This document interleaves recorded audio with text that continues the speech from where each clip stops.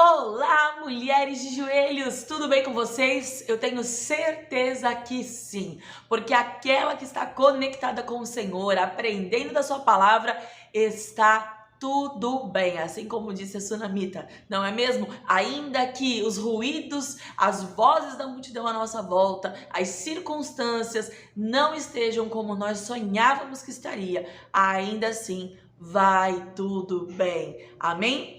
Hoje estamos aqui para mais um dia de devocional e eu sou a missionária Aline Abreu e vou trazer para vocês o nosso devocional do dia, o nosso estudo do dia de Mateus 13. Vamos lá comigo?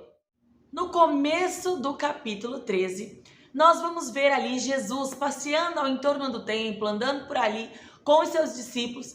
E aí um deles fala assim: nossa, mestre, olha que coisa linda. Ele está analisando ali a arquitetura do templo.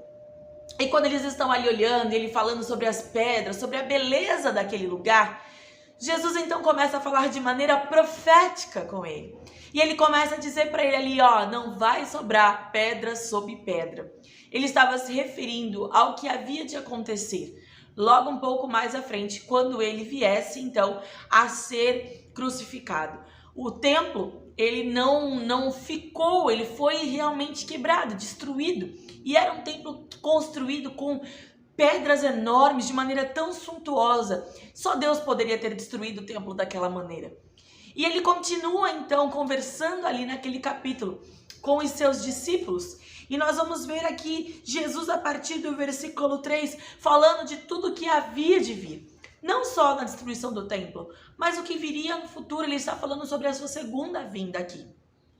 E ele está falando dos sinais.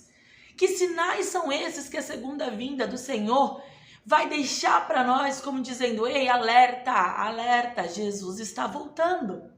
São sinais que nós já vemos, inclusive, hoje acontecendo. Quando nós vamos olhar aqui, eles fazem a pergunta no versículo 4, dizendo, conte para nós, quando é que isso vai acontecer? Que sinal haverá para mostrar quando é que todas essas coisas vão começar? E Jesus então começa a ensiná-los. O Senhor começa a ministrar ali ensinamento sobre a vida deles. E ele diz assim, tomem cuidado, porque a primeira coisa que vai começar a acontecer serão pessoas aparecendo dizendo que são eu. Essas pessoas vão dizer, eu sou o Messias.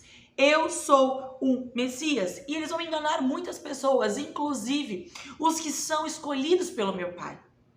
Então, nós vamos ver aqui que vão aparecer falsos profetas, falsos messias, né? E ele continua dizendo, não tenham medo quando ouvirem barulhos de batalha ou notícias de guerra.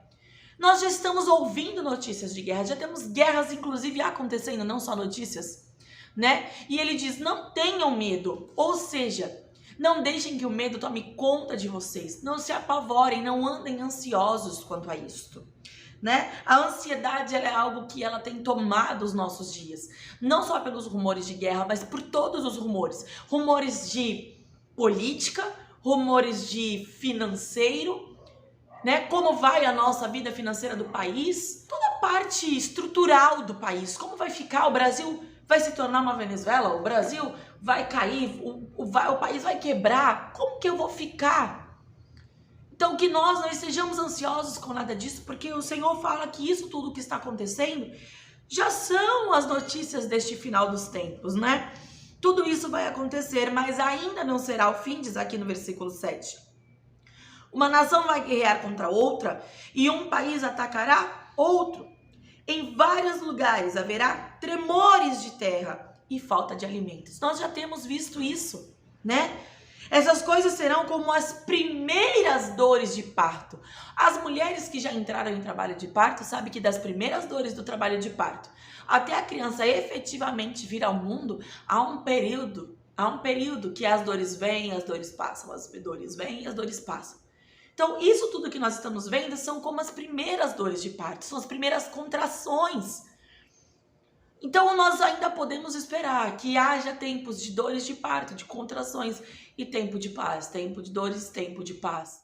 Versículo 9. Vocês precisam ter cuidado, porque serão presos, serão levados a tribunais, serão chicoteados nas sinagogas, né? Por serem meus seguidores.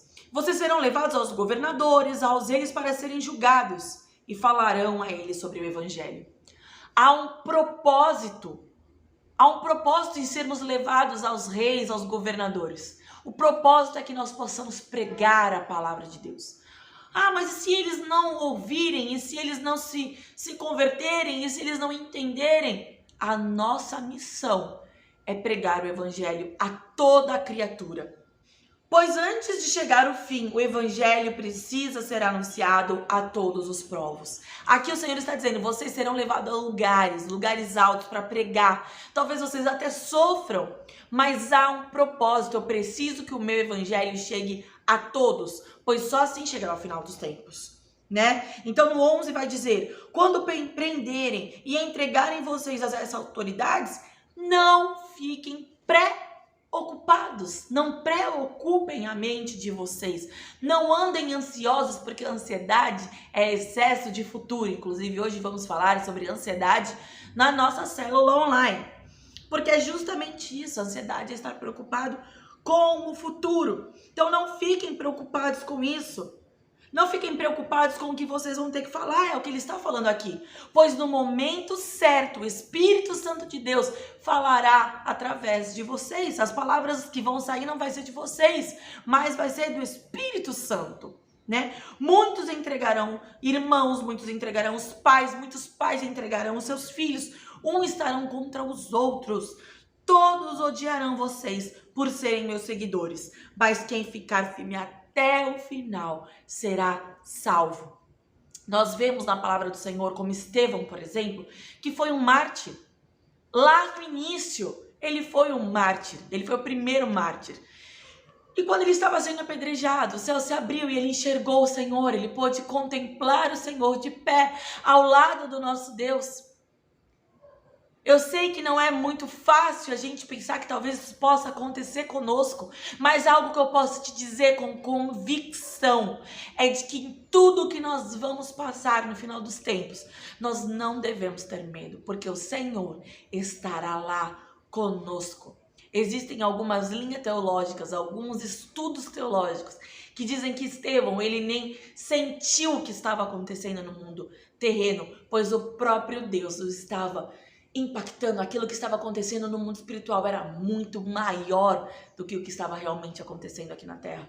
Então, em todas as coisas que nos vai acontecer, nós não precisamos ficar ansiosos, porque o Senhor disse para nós, eu estarei convosco até a consumação dos séculos. Todos os dias, o Senhor está comigo, o Senhor está com você.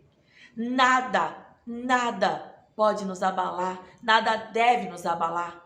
Não porque nós somos inabaláveis, mas porque nele nós não somos abalados. Nós podemos passar por o que quer que seja, porque nós estamos convictos de que o Senhor está conosco. Mesmo que a gente tenha medo, mesmo que a gente chore, mesmo que a gente se desespere por algum momento, no momento seguinte nós vamos nos voltar ao Senhor dizendo, Senhor, em Ti eu não posso ser abalada. Senhor, em Ti eu posso confiar. Em Ti eu tenho convicção de que eu estou segura. Porque todas as promessas do Senhor para a nossa vida são como notas promissórias.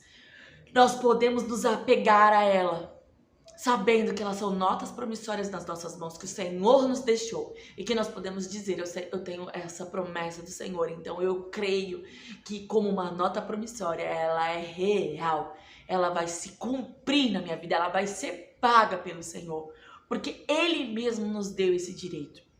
Então nós não precisamos nos desesperar, né? Na continuação aqui nós vemos o Senhor falando do grande sofrimento. Nós vemos o Senhor falando do arrebatamento.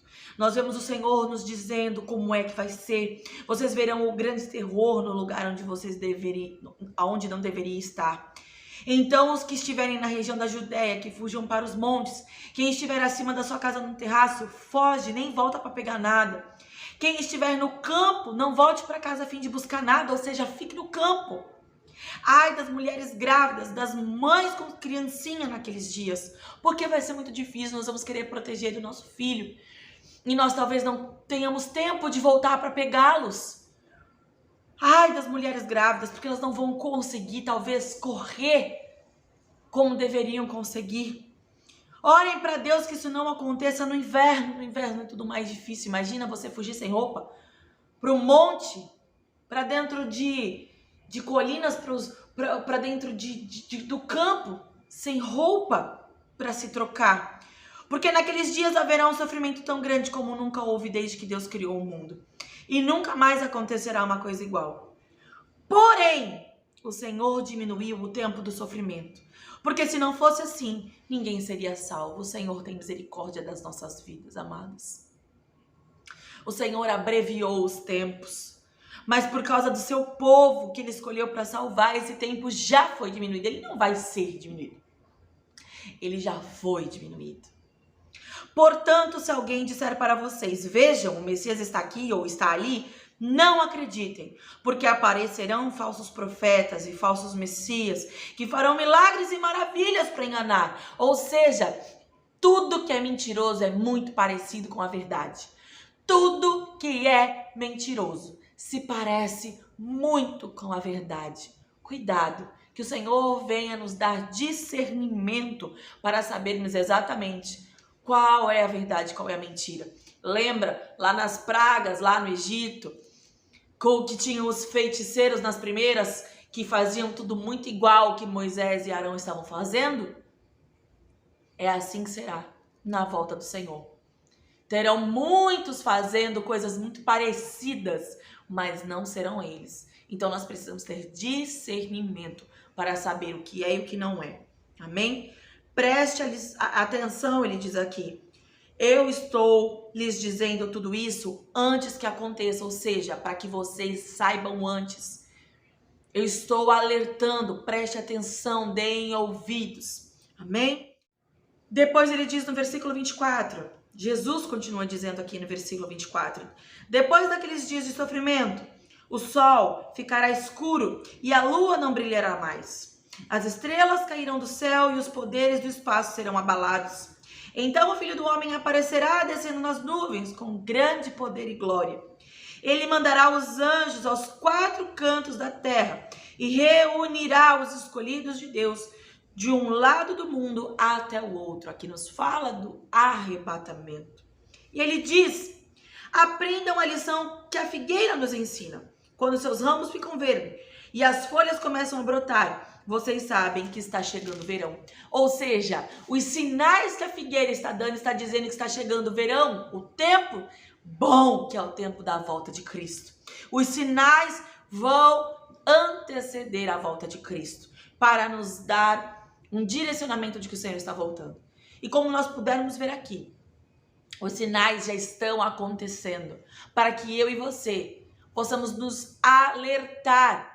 Tem uma sirene tocando de sinais, dizendo, preparem-se, sejam como as virgens prudentes, estejam com os olhos, não fiquem dormindo, porque quando o Senhor voltar, como diz aqui na palavra, lá no finalzinho, lá no 36, ele diz, se ele chegar de repente, porque ele está fazendo aqui como se fosse uma parábola, dizendo que não sabe dia e hora, nem os anjos sabem, ninguém sabe, nem eu sei, ele diz, nem o filho sabe, só quem sabe é o pai. E vai acontecer como o dono de um lugar, e este homem ele sai, ele vai embora, né? Um homem que sai de casa, vai para longe, antes de ir ele deu ordem, ele distribuiu o trabalho entre os empregados e manda todo mundo ficar de vigia. E o que acontecerá se esse homem voltar de madrugada? Se ele chegar de repente, no versículo 16 diz, e encontrar vocês dormindo? O que eu lhe digo agora é, fiquem vigiando. Ele está falando aqui no nosso espiritual, ele não está falando que a gente não pode dormir. Mas ele está dizendo, o espírito de vocês deve estar vigilante, não durmam, não sejam aqueles que dormem espiritualmente. Fiquem vigilantes, fiquem acordadas, estejam com a lamparina de vocês cheia de óleo. Sejam como as prudentes. Como é que nós estamos hoje? Será que nós estamos dormindo? Será que nós estamos acordadas? Será que nós estamos com o nosso espírito pronto? Será que nós estamos espiritualmente acordadas ou será que nós estamos espiritualmente dormindo? Queridas, isso é uma palavra de exortação, mas é uma palavra de exortação com muito amor. Porque o que nós fazemos aqui no Mulher de Joelhos, o nosso trabalho aqui é manter vocês acordadas espiritualmente. por amor, porque nós queremos encontrar com vocês no grande dia. Nós queremos que no grande dia, quando as trombetas tocarem, quando o Filho do Homem vier buscar a sua igreja, nós queremos neste dia tão glorioso encontrar com vocês lá. É tudo que nós mais queremos, alcançar vidas. E vidas serem alcançadas de uma maneira tão impactante, que estejam despertas e não dormindo, para que quando o Senhor voltar, quando a trombeta tocar, quando esses anjos forem aos 4 cantos da terra, você esteja conosco nesse dia. Eu espero que nós possamos estar juntas. Amém? E se você está dizendo, Aline, eu estou de pé, a palavra nos diz, cuidado. Aquele que está de pé, cuidado para que não caia. Que eu e você, que estamos de pé, possamos realmente estar cuidando para que nós não caiamos. Porque de nada adianta a gente começar bem se terminarmos mal. Amém? Vamos orar. Senhor, nosso Deus e nosso Pai, que essa palavra venha de encontro ao nosso coração, Senhor. Que nós possamos estar atentas e vigilantes todos os dias. Que nós possamos, Senhor, estar de pé, cuidando para não cair todos os dias, porque o que mais ansiamos, Senhor, é pelo grande dia onde vai tocar as trombetas e nós estaremos juntos, unidos contigo, Pai. Nos desperta, Senhor, aqueles que dormem e os que estão despertas, Senhor, eu te peço em nome de Jesus que nos ajude a nos manter de pé, em nome de Jesus. Glórias a Deus pela sua vida. E eu te peço agora, nesse momento, clique aqui em compartilhar e dispare essa mensagem para o maior número de pessoas que você quer que esteja com você neste grande dia. Amém? Deus abençoe até a sua vida e até o próximo vídeo.